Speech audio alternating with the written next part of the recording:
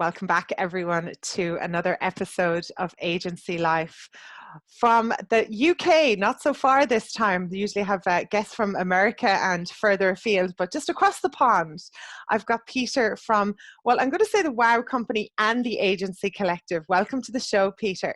It's good to be here. How you doing? Oh, fantastic. I had Dan on a few weeks ago, so definitely feeling the love from the Agency Collective. You do incredible work. How, in goodness name, did you end up Wow Company and Agency Collective into this crazy world of agency life? What mad moment in the pub was that you thought this would be a good idea? Well, it kind of just happened. And it all started 16 and a half years ago. My business partner at Wow, Paul, and I sat down and decided that accountants were rubbish and we were going to revolutionise the profession. And that's genuinely what we wanted to do.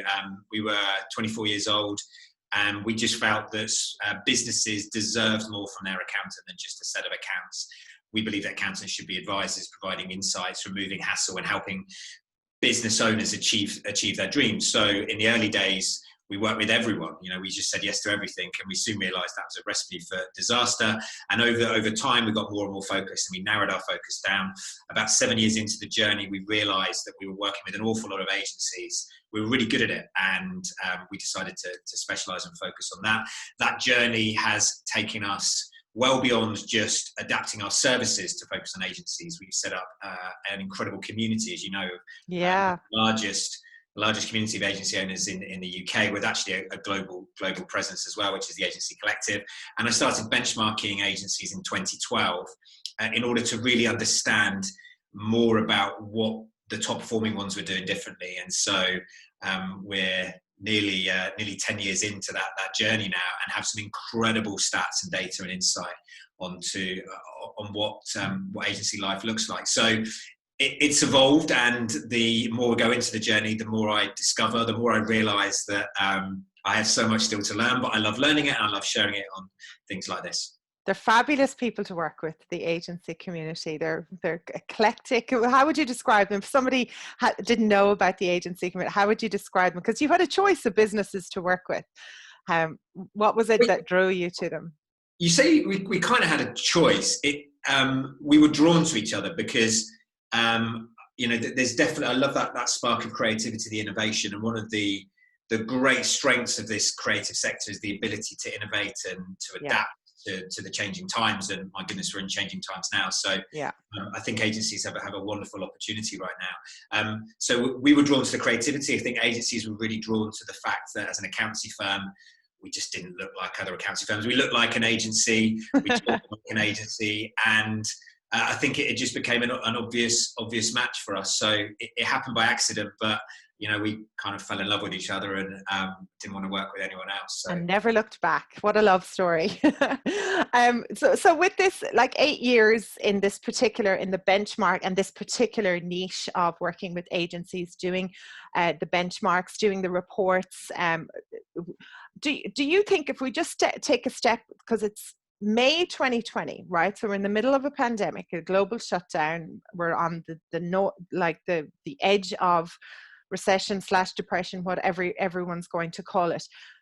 Did you see any canaries last year of a change in the industry, or has this totally taken you by surprise? Or were there some indications coming in that things were going to change in the agency community before this change? 100%, and we published data on this earlier in the year. In fact, just before this pandemic kicked off. So we've been researching agency growth rates since 2012, and what we saw that 2019 growth slowed quite significantly. Mm-hmm. So there were more agencies. I think it's something like a third of agencies failed to grow revenue in 2019, which was really interesting. And what they were predicting at the start of the year, before coronavirus was even a word, or furlough was even a word, they were predicting the lowest growth rates since the recession. And so even before all of this happened, 2020 was going to be a tough year for agencies. And our message was always going to be around this is, you're going to have to change some things. You're going to have to focus on profitability, work out what it is that you're going to do differently in order to avoid being dragged down by just the general economic winds that were blowing across 2020. Now, of course, those winds turned into a hurricane, and we're in for really interesting times ahead economically. But with that big change, I do believe comes opportunities. Yeah, there is, and it was one of those questions. I had seen it. I was going, I could feel there was a change towards the end of last year. Things were looking different. What was their reasons for this slowdown in growth, or is that what they were experiencing it, and then you were able to stand back and look at what were the factors that were slowing down the growth last year? So I think it's a general just slowing down of confidence. Chatting to some of my friends in the corporate world, they were all saying to the end of last year and the beginning of this year, they were starting to hear words like restructure. And I remember going out for a beer just before Christmas, and people were saying, look, there's a recession coming. We can kind of feel it. And that sort of lack of confidence amongst the big organizations filters down to smaller agencies eventually. So projects all the telltale signs. It's taking longer to sign stuff off. Budgets are being squeezed, agencies are being squeezed. And all of a sudden, it's just a little bit harder to achieve what you've done previously. And I think that was the telltale sign. You're putting the same amount of effort in, but the results aren't coming back. And you either have to put more effort in, or you tweak what you're doing in order to get different results. And that's what we were seeing. Yeah, and I think it's important. The reason I'm taking this out with a big highlighter pen is to point that out, because what's going to happen now is there's going to be a bit of amnesia going, oh, it's this. And it's like, it wasn't this. It was actually something was kicking in the end of last year. It had started to edge into the beginning of 2020. Now we're in this particularly challenging time. It's a real force of, we've got to do something different. Because you would have done that bench press report. That's the name of it, by the way, right? Yeah. I know that because I bench. The bench press report, you had done them historically. You're doing them on a yearly, but this time you did one, and then pretty much straight away with COVID-19, you actually did another one. Yeah, so we survey people in January and February, and that was rather convenient because we perfectly captured just there. What agency life looked like before COVID-19. Yeah. What we wanted to do was to assess the impact that COVID-19 had on agencies. So we conducted another survey right at the end of April. The results are less than a week old as you and I chat here today. Yeah. And we can now very, very clearly see the impact on revenue, on drawings, and on the way agencies are working right now. So we've got the current impact, but we've also got really interesting intel on the expected future impact in terms of agency size and growth rates, and what's going to happen with agency owners' income. All of that intel we now have, and I accept they're only predictions, but they're predictions based on early indicators. And you go back to your point around, a lot of us should have seen this coming, not the pandemic, but certainly the slowdown. Mm-hmm. We have to look at the earliest possible indicators in order to give us clues as to what's going to come up. Mm-hmm. And when we do that, that will give us the ability to put plans in place to be in the best possible situation 3, 6, 9, 18 months down the line. And not enough people were doing that. They were just looking at their cash balance and go, well, I'm okay. I had an okay month last month. Well, right. There were clues there. There were clues there for all of us that a slowdown was coming. There was, absolutely. Now, I've pulled out some of the numbers. I'm a bit of a stat freak and a numbers freak. I did a lot of biz ed and economics in school. I think that's the way my mother was trying to steer me off, but I never fully got that.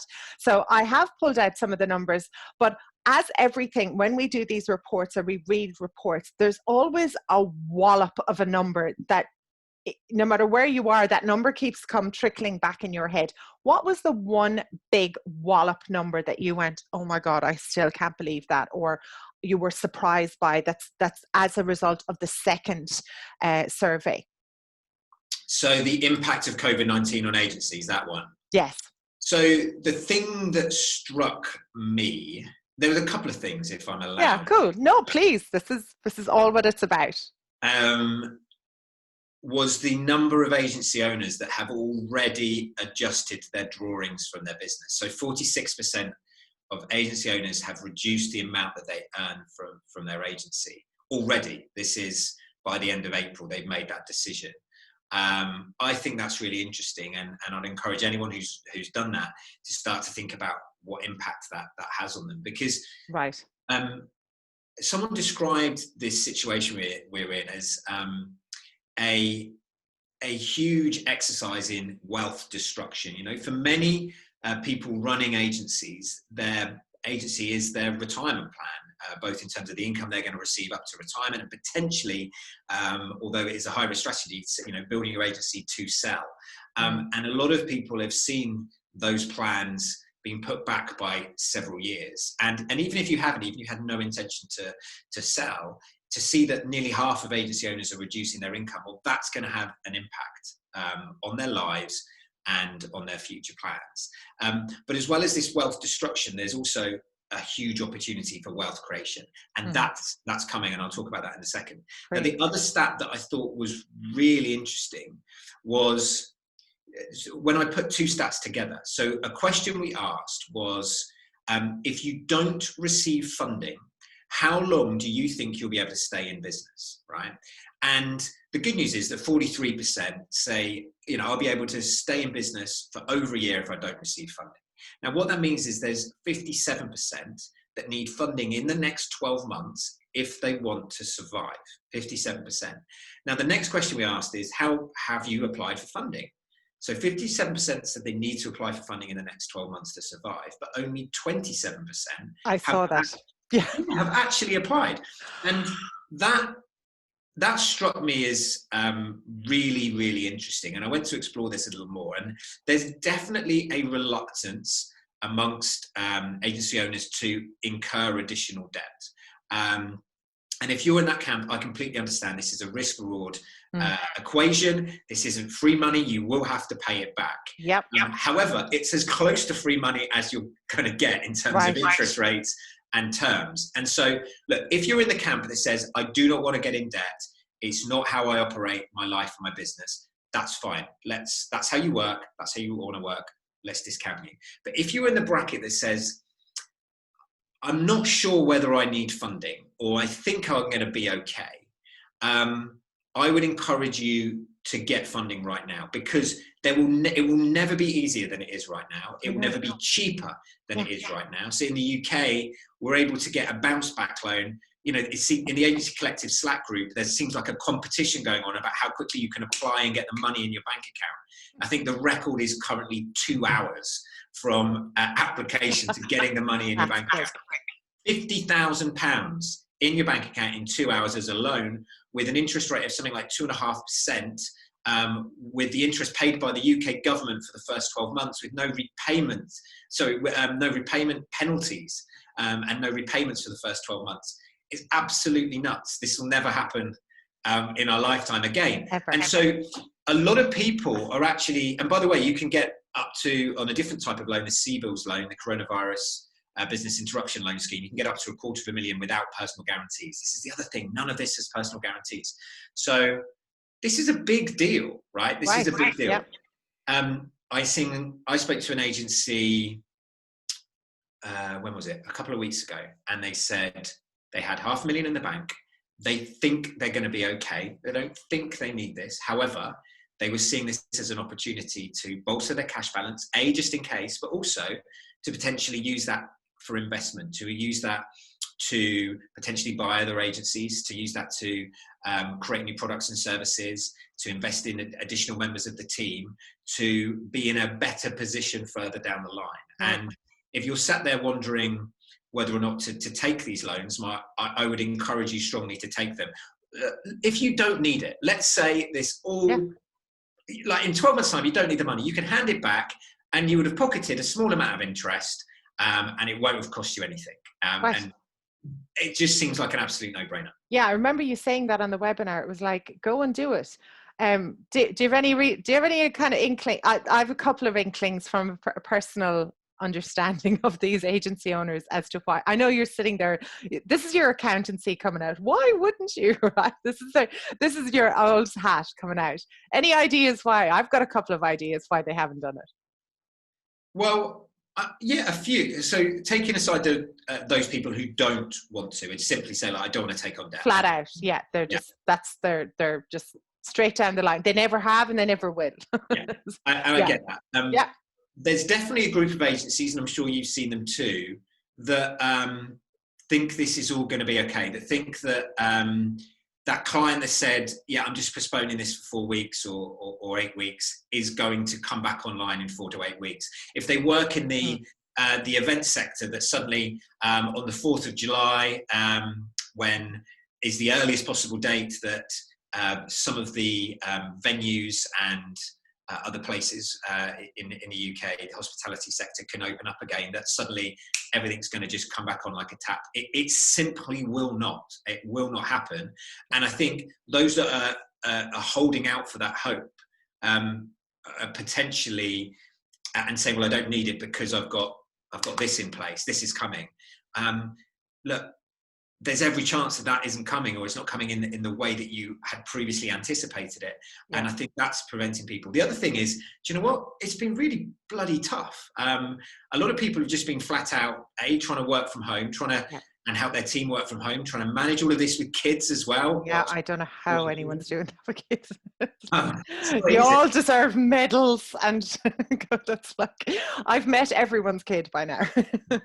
Yeah, it has been really challenging. Yeah, so they're just genuinely busy. Yeah, and perhaps and managing the crisis. And I think now it was, I think it's been the time for a little while now, but if you haven't yet, to move out of crisis management mode, to move into stopping and thinking and saying, well, hang on a minute, what shape do I want my agency to be in 2 years' time? And what decisions do I need to make now in order to facilitate that bright future? Yeah, and there's, and definitely, and there's one thing, and maybe you have some advice on them, is going, I personally know from having onboarded, worked with them, helped them with processes, procedures, all of that in their business. It's kind of like my day job, apart from the podcast. They do not like paperwork. They'll do anything in the whole wide world not to do paperwork. They're not in the business of an agency to do loads of paperwork. So if someone's sitting there and they genuinely are going, oh, paperwork, what can they do, Peter? So two things. There is a very quick, simple, easy bounce back loan that you can apply for, which is £50,000.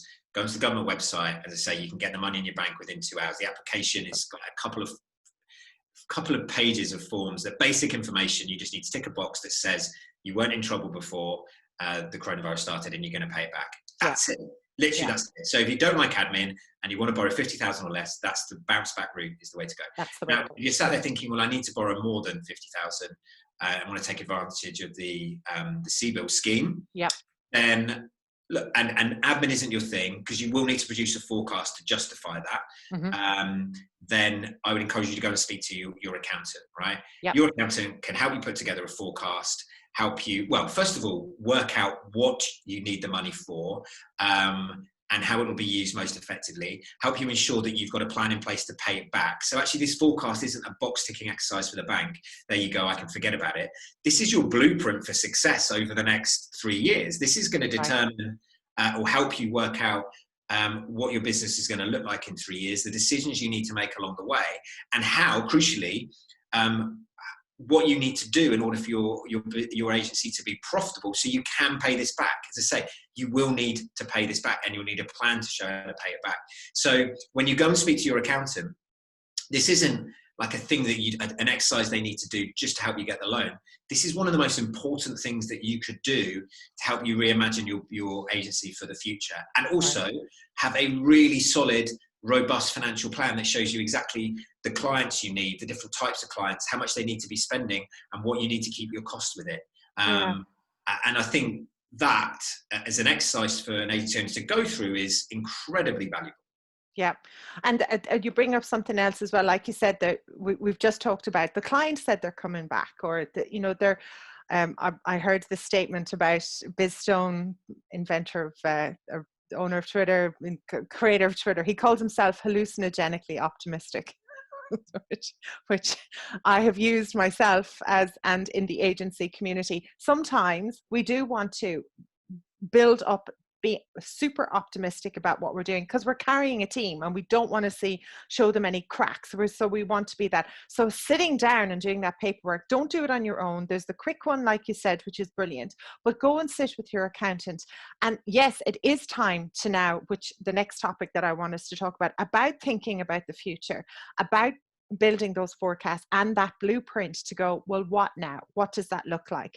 And sometimes, look, with everything, there's a period of grief, Peter, where we go, oh, I wish it was the past. I wish, when things get back to normal, the nostalgia.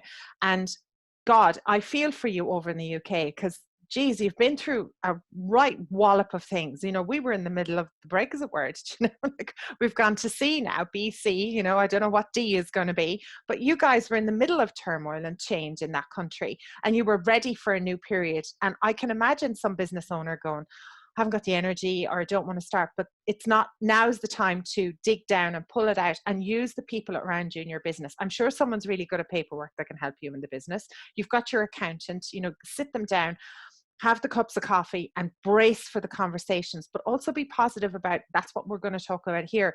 This is also an opportunity for creating a new business, some new services and some new things. Yeah, so wherever you find yourself on the optimism scale, this will bring value. So if you are hallucinogenically optimistic, this will be a really good sanity check for your optimism and positivity, which, by the way, will carry you a long, long way. But at the end of the day, the numbers don't lie, unfortunately. I've met loads of really positive, creative, bright agency leaders who never really got to grips with the finances, and unfortunately their agencies have gone bust, and that's a real shame. So if you find yourself at that end of the spectrum, it's important that you have a plan to back it up. Now, if you find yourself at the other end of the spectrum, really genuinely worried about the future, I'm going to share with you a couple of interesting stats. So some research we did a few years ago showed that those agency owners that had a plan and a clear vision in place were 5 times less likely to experience stress and anxiety. So not only is this good for your business, having a plan is good for your health. It is good for your mental health. You are 5 times less likely to experience stress and anxiety. Now, I shared this stat on the webinar I did last week, and I received just the most amazing email from a client who had heard this and said, right, that's I had been experiencing stress and anxiety. I went and created the plan, different scenarios, looked at the best and the worst cases. As it happens, the worst case wasn't anywhere near as bad as I thought. And it was, he said, the difference it made to my mental health was night and day. And he said, brilliant. Next thing I did, I shared it with my team. And he said it had the same impact on them. They suddenly felt, well, do you know what it does? It stops your mind wandering about all of the nasty things that can happen. That's right. Our minds are brilliant. We'll layer stuff, and then this will happen, and then this, and then this, and then kaboom, right? Yeah. Off down rabbit holes. That's what our brain does, because we're still just out of the cave 2 minutes ago. Yeah.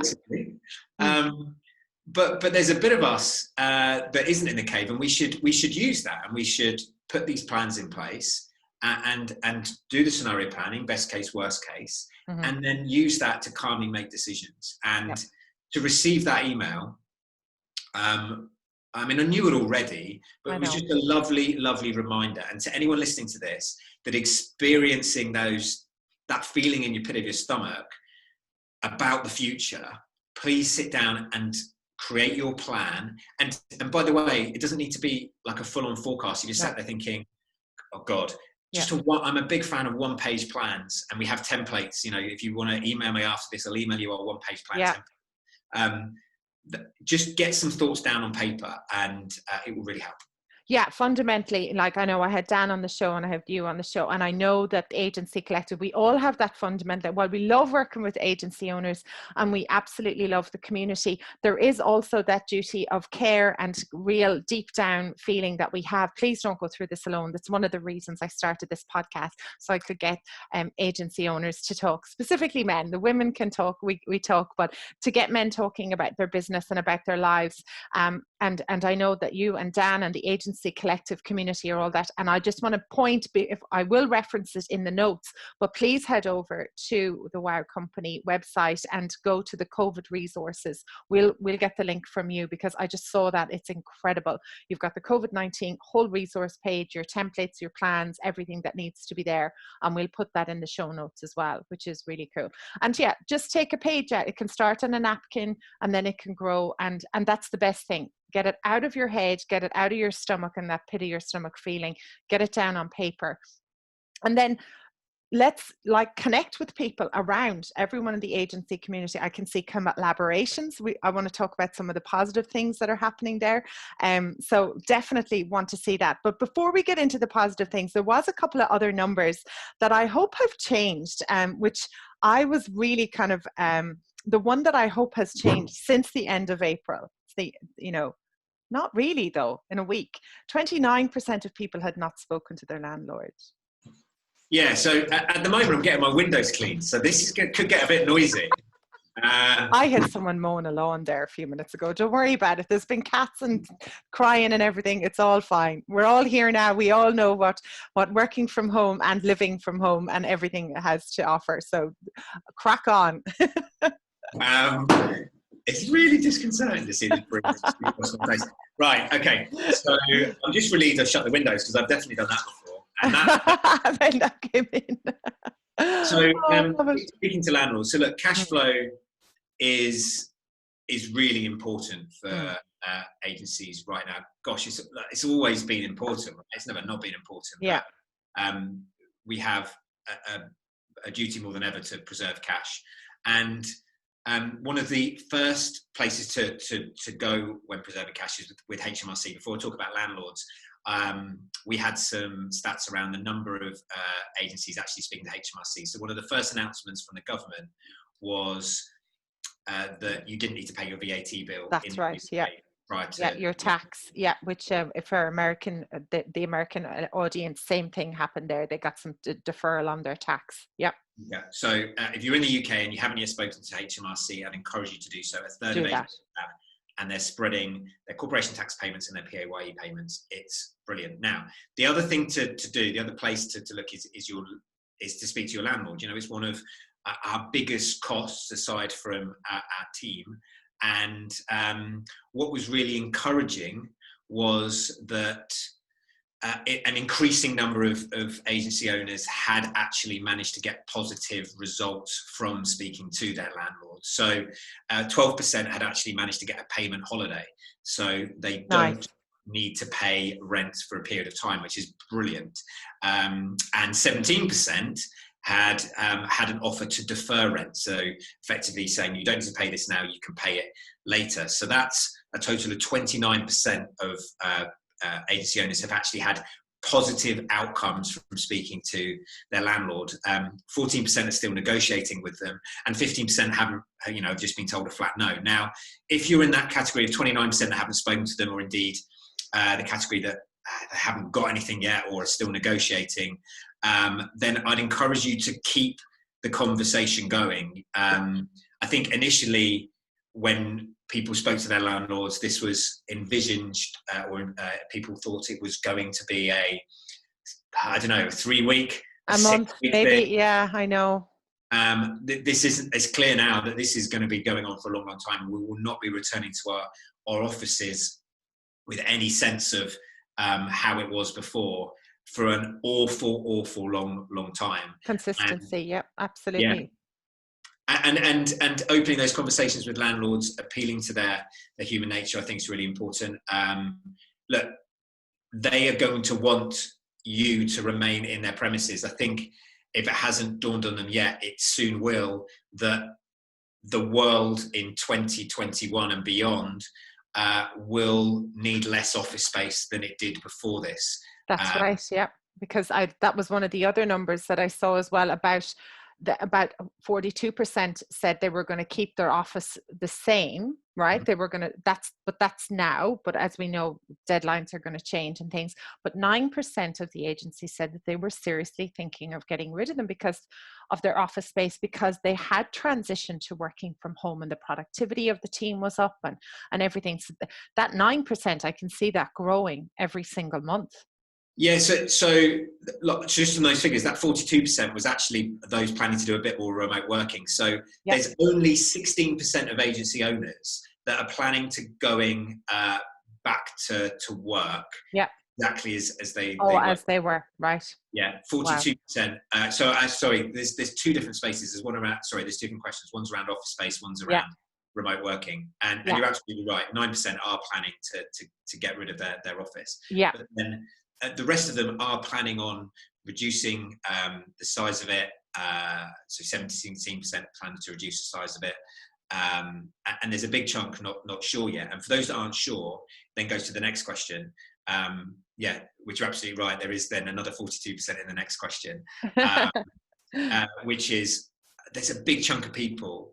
In fact, the vast majority, everyone other than the 16% that go into work exactly as they did before, and the 9% that aren't sure. So that's 25%. So 3/4 of agency owners are planning on doing some more remote working than before, and 6% are planning to go completely remote working. Yep. So if you're going to be doing more remote working than before, you're going to need less office space. By definition, you know, a 20-person company could fit into a 10-person office space potentially. Yeah, with a meeting room for the 20, maybe there's once a week or once a month where everyone's together, but you can hire a meeting room. You can you can do that in a hotel, right? Yep. You know, so you can think about it differently, but not only what you want.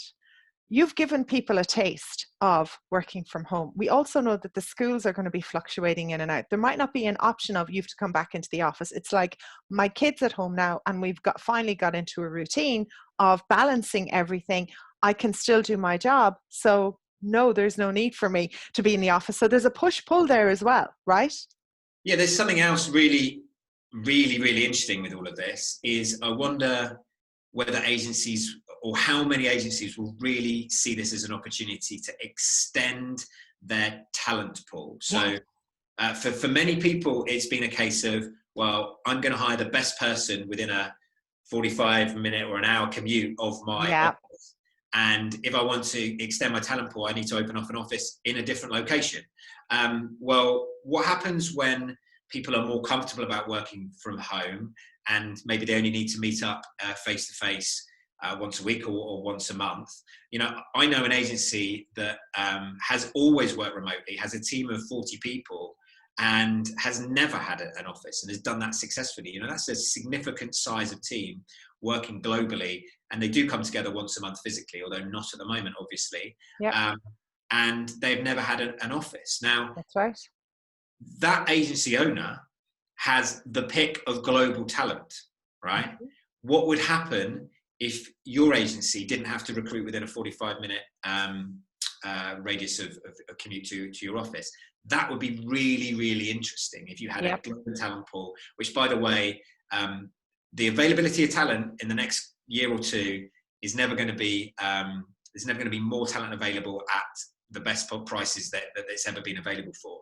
That's right. So this is an incredible opportunity, but it's also is something that we need to think about, because if our team are now able to work remotely, previously they would only get a job within a 45-minute radius of your office. Well, now potentially your team could get offers from a New York agency and could have the ability to work remotely for them, and that creates a different challenge. So I think the way that we think about culture and the way that we think about career progression for our team will need to be rethought if we want to retain our best talent, because suddenly their options have opened up as well. So it's a double-edged sword. Definitely, it is a double-edged sword, yeah. And also not just the geography there, just widening the actual talent that could come into the business. So there could be some senior advertising executive director mums who were home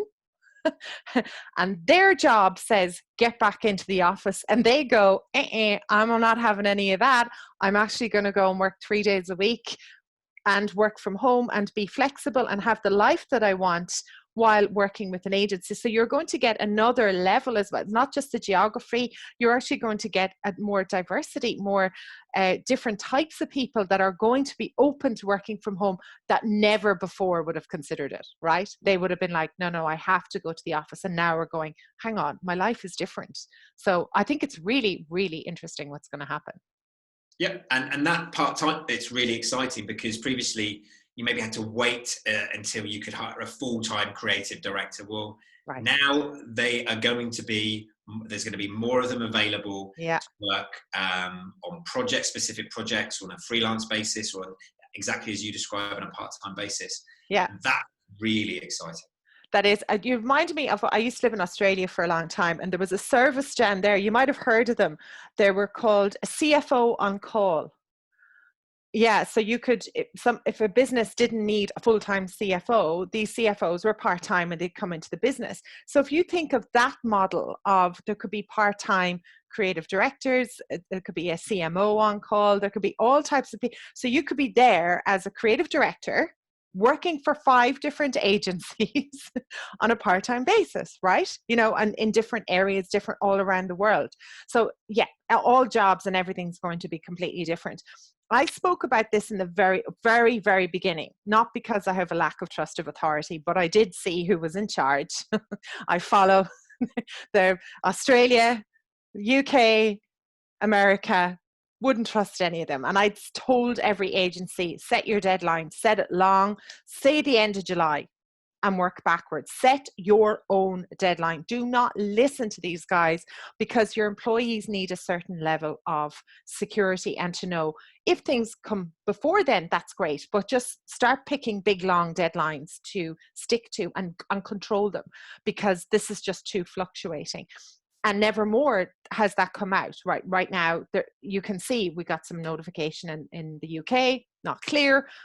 You've got to go back to the drawing board, and your employees don't want to hear 2 things. They don't want to hear you, and they need some consistency right now. So picking your deadlines. But also, I'll just give some indication for everyone who's listening to this. Right now, I know for a fact, I work with HubSpot. I talk to people in Google, LinkedIn, Twitter, Facebook in Dublin. The message for everyone in Ireland, in those large tech companies, is it will be this year. This year, they are not expected to go back into their office. Now, if the big tech companies are doing that, who have all the resources for cleaning and social distancing and could put people in Zorbs and Perspex boxes, are telling their employees that it's the year, I think you've got to consider that as an agency owner yourself. 100%. And I think to do anything else will just leave you and your team disappointed. So yeah. I think someone said to me very early on in this, and they were very right, this is a marathon, not a sprint. And absolutely, it was a reminder to me to stop treating it like a sprint. I was like one of those kids at Parkrun. For those globally who aren't familiar with Parkrun, it's a 5K run that takes place typically on a Saturday here in the UK. Yeah, we have them here in Ireland as well. Yeah. So the adults know it's 5K and they set off at 5K pace, but the kids, they sprint. They have no concept of their little 3K version, and they sprint and sprint and sprint, and then they all sort of hands on their knees, pant, and then they go, oh, I've kind of got my breath back now, I'm going to sprint again. And for those of you who do running, well, no, that's not a terribly efficient way of getting to your destination. And it's certainly how I behaved in the early days of this. And I tweaked quite early on that was not sensible, and moved to more pacing myself, looking after myself. It's something I'd encourage everyone to do. Yeah. Look, we're in for the long haul here, and we all need to make sure that we have the right amount of sleep, the right amount of positive influence in our lives, and rest, and doing the things that make us be on absolutely top of our game. And that, once we can look after ourselves, we're then able to look after our team and be a great role model for our team. If we're frazzled and stressed, then it's impossible not for other people to pick up on that. Yeah, and bored is the new one that I've been witnessing and firsthand experiencing with Seriously? some of the agencies owners that I'm attached, because the excitement is gone. That in the beginning it was, oh, what will we do, and have the conversations and let's work from home.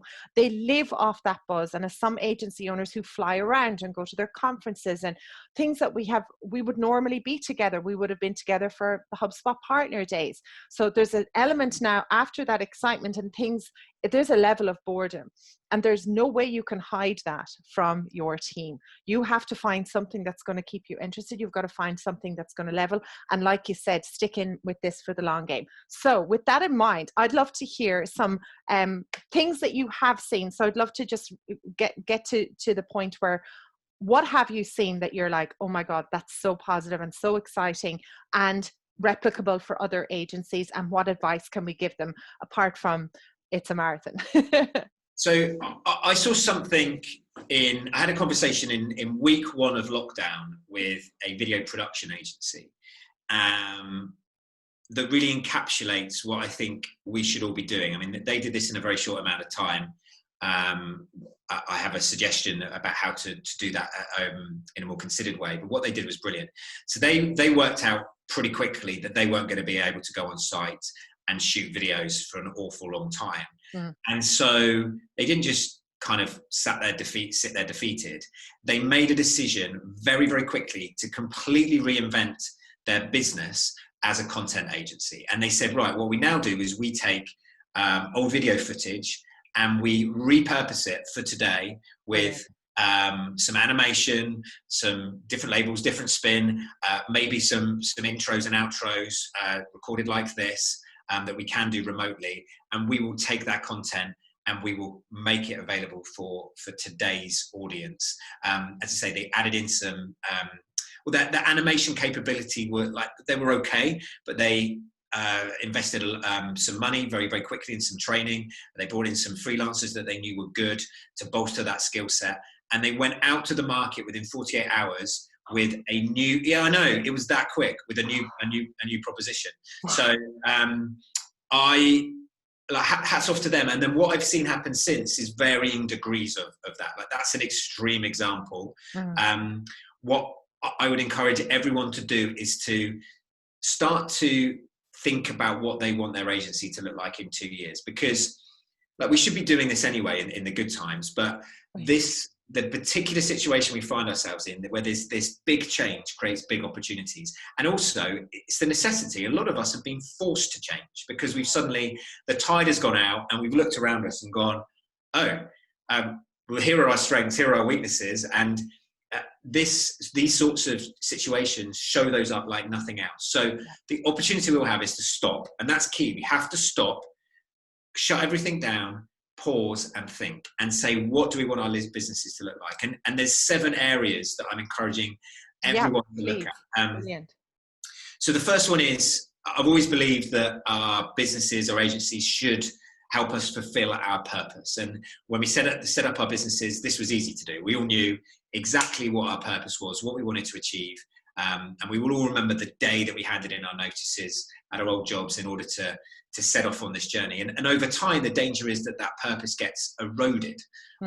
We forget about it. We get sucked into situations and clients and jobs that don't help us truly live that every single day. So just reconnecting with why you are doing this and making sure that your agency helps you fulfill what you want personally, excites you, really fires you up and gets you going. And for those, going back to your point around boredom, for those who are finding this boring at the moment, well, easy thing to do, reconnect with why you're doing this and reimagine your business and through those lenses, and that boredom will soon disappear. This is also, as we talked about, a wonderful opportunity to look at things when it comes to our business models. And I see more and more agencies suddenly scratching their heads and going, okay, we aren't as profitable as I thought we were. We now need to put profit right at the center of our business model. And we need to come up with a plan for that. We need to rethink how we're doing things, rethink our offering, rethink our clients, rethink how we do sales, rethink how we work, and rethink how our partners, who we actually collaborate. Because this is a wonderful opportunity to collaborate with other agency owners. We're seeing some incredible stuff happening in the agency collective. So even though we can't meet physically as we used to, the chat, the conversations, you know, I see agencies producing content together. I see agencies pitching for work together, collaborating on projects, understanding that they each have specialities, but knowing that together that they are stronger. And that is a wonderful opportunity that applies to agencies globally. And guess what? We can all collaborate globally. So let's put our arms around each other and make something awesome. That's fantastic. Yeah. And I think I have a question, because sometimes I work with agencies, and like you said, they've forgotten their why. They've forgotten why they left that job and what they opened that for. You do have to now take a moment at this particular moment in time and ask yourself the question: if I came along and took the keys of your agency off you and shut the door and say, it's done, what is your first reaction? Because if it isn't, I'll start again. Like the first answer isn't, I'll start again. You really have to seriously consider, are you going to take this team of people with you on a half-hour's journey? And I said it on my own show, so it's okay. But do you know what I mean? Like, that really is the reality. This is now the moment of reflection for you, going, are you going back into this with absolutely everything? And if not, please don't take people with you. Do something else. You know, if you were on the fence before, if you were thought this is the year you were going to sell the business, merge the business, do something with it, that was meaning you were going to get out of it, it's going to be a very tough journey for you to get through this with that attitude. It's a great question. And then the follow-up question to that is, if you say, well, no, I wouldn't go and set up what I do immediately. Well, what would you do? What would you do that would really fire you up and get you energized? What does that business look like? And how can you pivot from this one over to that? It might be that you need to shut that one down in order to start this. But I know someone who had asked themselves that exact question 5 years ago when they were running an agency. They realized they wanted to run a software business, and they gradually over time made that transition to the point where, I mean, it was literally, I watched them on this journey, and it was like watching a metamorphosis. It was wonderful to see step by step. They did it gradually, moving from a sort of time and materials project delivery offering to a licensing offering focused on a particular sector. And then as they did that, they had to work out how to restructure their teams and everything. And now they sit, I think, with something like 90% of their revenue is from software licenses in a rock solid sector, conveniently online learning and development. So never too late. Absolutely. And this is the time to do that. Again, that's back to your idea of the plan. Sit down and write these things out and plan and make a plan first, because it is possible. Definitely something that I saw you come out of this as well, and I really want to highlight this and make sure we might go a little bit over. I don't know how you are stuck for time. Have you got a call at the top? I'm good for. I left a bit of buffer. I had a feeling we could be chatting for a while, but I just wanted to highlight what you believe is your prediction. If you were sitting in an agency right now and you had gone through all of those areas about purpose, your business model, your offering, the clients that you want to work with in the future, not just the ones that you loved in the past, you've looked at your sales process, and also bear in mind that all of it's going to have to be done online and using video and using tools like that. Your team, you've got them tight, and your partners, so you've done all of those aspects of the business. What is your prediction for agencies that they should be now, once they get all those kind of foundation stones done? What's your prediction for what they should be focusing on? So for me, it's dead simple. I think we all have a responsibility to work out what our clients really value, or the business of the clients of the future will really value, and focus on that high value, profitable work disproportionately. I see agencies have been sliding towards commoditization for a long, long time. And it is no surprise that as this slide towards commoditization happens, that prices get squeezed, competition gets more fierce. It's a really challenging place to be. We all have a responsibility to lift ourselves up and say, what can we do that no one else does? Where can we be the best in the world and truly add value to the clients that we really want to work with? So they think or they know that they cannot get what we offer anywhere else, and they're willing to pay a premium for that. I've seen agencies that have made that transition. You know, this is something I've been talking about for a long, long while, and I know you have and others. Yeah. We have to do it now. We have no choice, because just being an also-ran in the world of the future simply will not cut it. As budgets are squeezed, people will look for value. And that doesn't mean everything gets squeezed. The clue is value. People look for value. People will always pay for things that are highly valuable for them. And the more valuable it is for them, the more that they will pay. It's really simple. And so we all need to think about what clients in the future want. I know somebody who went on this journey from being a generalist agency to being a specialist, focusing on data analysis. And you know, throughout this crisis, they've done incredibly well. They've won projects bigger than they ever have done before, because the service that they offer right now is incredibly valuable, and people can't get their insight anywhere else. So good for them. They made that decision, and they put themselves in the right position, and they're now reaping the benefits. But it's up to all of us to think, what do we want? How can we deliver that value to clients? Yeah. I think I use analogy sometimes of the medical field. I'm going, if you think about the high-end orthodontists, the high-end surgeons, the high-end cosmetic, they're not worried about their future. You know, the doctors are out there probably going, things like the doctors community are worried, but if the generalists are a little bit worried about their job, but the high-end guys, they're going to come back, and they're going to come back bigger and better and bolder than that. And that's the same thing with your agency. It has got so big. Like, I've been in it for 12 years now, and I used to know all the software and all the, you know, the tools, and now it's like massive. So picking that area, going into that subset of the marketing technology agency world, and picking a section of that and getting really deep into that, plus with the benefit of working with the agency collective group, you can then partner with those. But if you're setting up, if there's something you're really interested in, like, I'm highly encouraging anyone to start looking at the AI tools. Like, I'm fascinated by the marketing AI tools that are out there. And you could just get really deep into that section, and then partner with someone who's maybe doing the data analysis. That's the way you can take it to the future. That's really, really cool.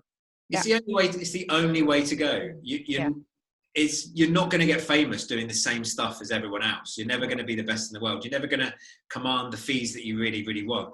And it's the only way to go. Focus, get really good at something. In fact, don't just get really good at it. See how you can be truly the best in the world. Because once you are, really, really interesting things happen. And as the world opens up, and we all are learning how to communicate with each other remotely on a wide scale, then you have the opportunity to own a particular space, and that's really exciting for all of us. It is really exciting for us. We'll take it to the top now. We'll wrap it up, but I'd love to hear what has been surprising to you in your own personal life about how you've managed this change of working from home all the time. No events. Agency Collective meets on a regular basis. You do your bench press. I was on the live webinar. You did an incredible job with the whole team. It was like looked like a DJ show at some point. I thought someone was going to crack out some tunes. So you've switched and transitioned to the virtual. So as a business, what has been surprisingly kind of easy for you, or any advice there? And I'd love to hear some personal tips that you had about how do you keep looking after yourself as well. So I'm not going to pretend it's been easy, because it definitely hasn't. We were geared up for working remotely from a technology point of view for all the businesses that I'm involved with for a long, long time, several years. But having the technology available is one thing. What we found hugely challenging, and our team found challenging, is the people aspect of it. How we recreate our culture, how people, people really, really miss the social interaction in the office. The thing that I found challenging was I like my routine. I like being very planned. I like being very organized. And to have all of that thrown up in the air for a couple of weeks, it took me that 2 weeks to get a routine back that allowed me to do my gym sessions three times a week, to make sure I've got time with my daughter, where it's just us, and I'm not distracted by work, to make sure that I'm getting 8 hours sleep a night. That's really important. I read a book last year called Why We Sleep by Matthew Walker. There's a brilliant 45-minute talk that you can watch if you don't want to read the book, but it's ace. But basically, to summarize, just get lots of sleep, otherwise we're all screwed. Anyway, I'd been pretty much ignoring the advice of that book, having had told everyone about it for a long period of time. I ignored the advice of that book for this 2-week period, and I paid the price. I paid the price in terms of my performance, my mental health, my levels of positivity. I'm lucky I'm a pretty positive person, but you find your capabilities as well to that fogginess of making decisions. We now have to make probably more decisions, even though it feels like less, but there's more decisions being presented to us in this particular time that we have to make clear-headed and not get aggravated by them, or not go, oh, I don't want to make another decision, and have a sulk about it. It is time to sharpen the mental sword more than ever before. So once I got into the routine and I got those building blocks in place, things become a lot easier.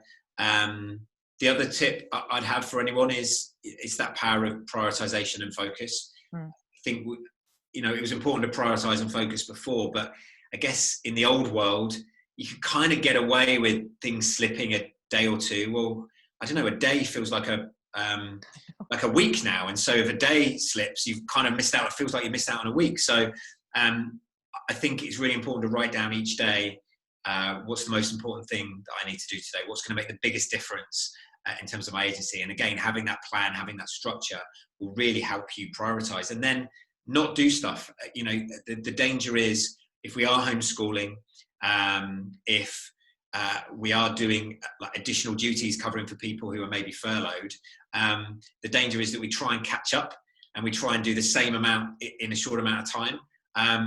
We can't do that, we'll burn out. So what we need to do is go, well, what am I not going to do? What is less important?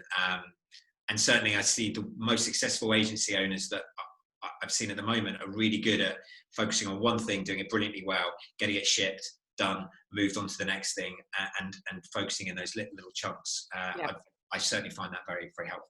Yeah, and I think you probably have heard that. Thank you. That's fantastic advice. I think that's really, really good for everyone to hear. I also want to just highlight that I think you've heard a lot of positive stories. There's been some negative things that have happened, but my general news that I hear from talking to agencies every day all around the world is that they have adapted, and there are opportunities, and they might be doing things differently, but there is an overall, I feel it's okay, right?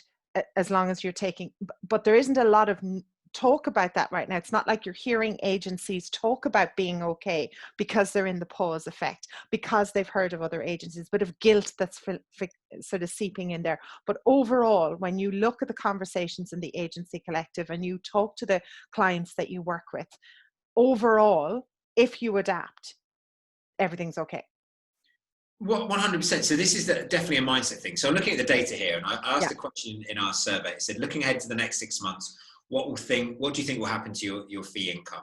So only 8% think it will increase, and 16% think it will be about the same. So that's only 24% think that they're either going to increase fee income or it will be about the same. That leaves 76% expecting revenues to be down. Now, you would have thought against that backdrop that it would be doom and gloom. However, revenue is not the only measure of success. And I think what agency owners have suddenly realized is you've got to let go of that, like building, just growing revenue, and need to think about some of the other metrics and get excited about those. So profitability becomes increasingly important. So cash, we know, is king, but profitability is the early indicator of cash. Absolutely. So it's really important that you build your business around those profit metrics. It's really important that you re-engage, just think about how the team that you want to build and how you want to work together. And sure, agencies are predicting that by the end of the year, their teams will be 10% smaller. So effectively an unemployment rate amongst agency team members of 10%. And again, that's really sad. There's human consequences of that. Agency owners are not looking at that as a negative. They're saying, well, look, we have to look for the future. We have to rebuild. And let's get excited about the business that we want to build in the future. I see so many people saying, this has given us the kick up the backside that we needed. One agency owner said, I've just basically flown around the world for the last 5 years trying to pay my overheads. He said, I've had enough of that. I'm not going to do that in the future. I'm changing my business model and changing the way I work. I spoke to another agency owner who said a lovely thing. He said, working from home has made me realize I love spending time with my wife and kids. Right. I want to spend more time with my wife and kids. I don't want to work so bloody hard. Yeah. So this is a wonderful wake-up call for everyone. And whichever alarm bells are going off in your head, listen to those gut instincts. Don't push them away. They're telling you something. They're telling you to go in a particular direction or another. And whatever your gut is telling you, now's the time to listen to it. You won't get a better opportunity to stop and reimagine things. So yes, revenue will be down. Yes, our teams will be smaller. Our businesses will look different. There's no question, right?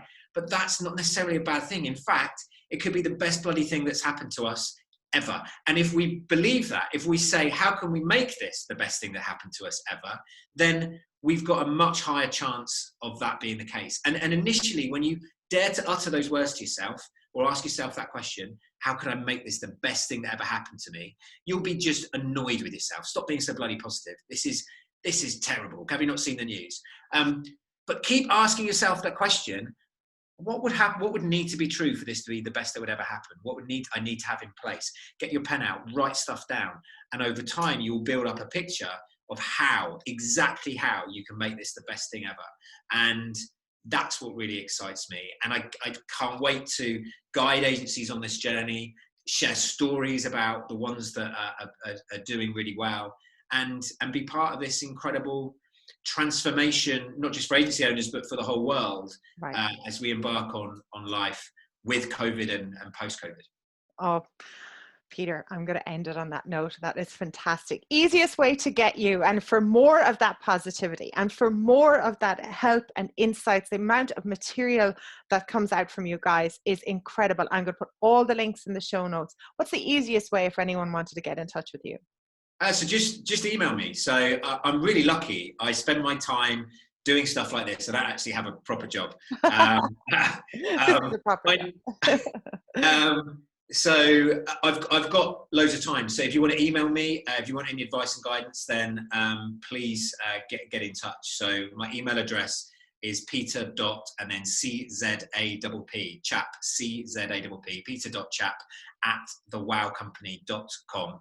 I'm here to help. I love hearing stories. By the way, the story I shared earlier of the guy that listened to one of my webinars and put a plan in place and change his mental health. If you've got those stories, I'd love to share them as well, because it encourages people to take positive action, and it's through that positive action that we can all change our own businesses, our own lives, and the lives of others. Yeah, brilliant, Peter. Thank you so much. I was really, really looking forward to having you on the show, and I'm now even 1000% happier that you've been here and shared all this wonderful advice. Like I said, we'll pack the show notes with all of the resources and everything that everyone needs. Thank you. And I cannot wait to be at a live event of Agency Collective in the future when that happens. But in the meantime, we can follow along online. Fab. Thank you. I've had a lot of fun. Super.